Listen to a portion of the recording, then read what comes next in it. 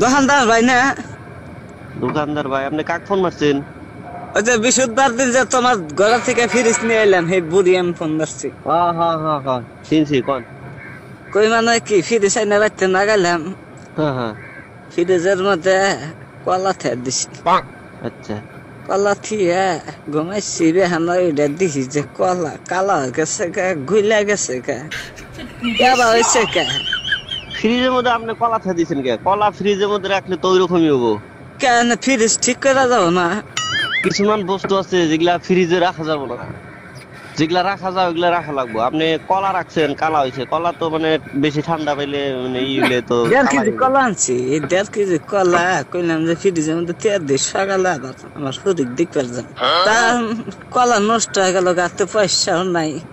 কলা যে যাবে। নষ্ট হয়ে গেল গা তোমার ফ্রিজের জন্য, কি ফ্রিজ কিনা দিলে?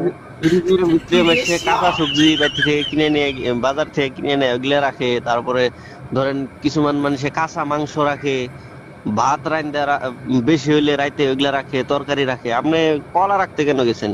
আপেল রাখলে কিছু হবো না, কলা রাখলে তো কালাই হবো। আবার এই যে যাওয়া যাইতে হম হম। বিস্কুট খেয়ে দিছি। এই বিস্কুট একবারে গইলা পাতলা পায়খানা নাগাল হয়ে গেছে গা, দেখছ? এটা বাইক আপনি করছি সকালে, বাইক এটা প্যাকেট খুলছি, ডাইরেক্ট একবার গক্কত করে গুণ নাগাল পুড়ে গেছে গা, বেকান মাটির মধ্যে। বাইতে কুত্তা ছিল, কুত্তা ভাত খাই আরাম পাইলে। তাহলে ইয়া বা করলে কি হবো? ফ্রিজে আমাকে নষ্ট করতেছে গো পয়সা গুলা। আপনি আজব আজব কাম করেন কে?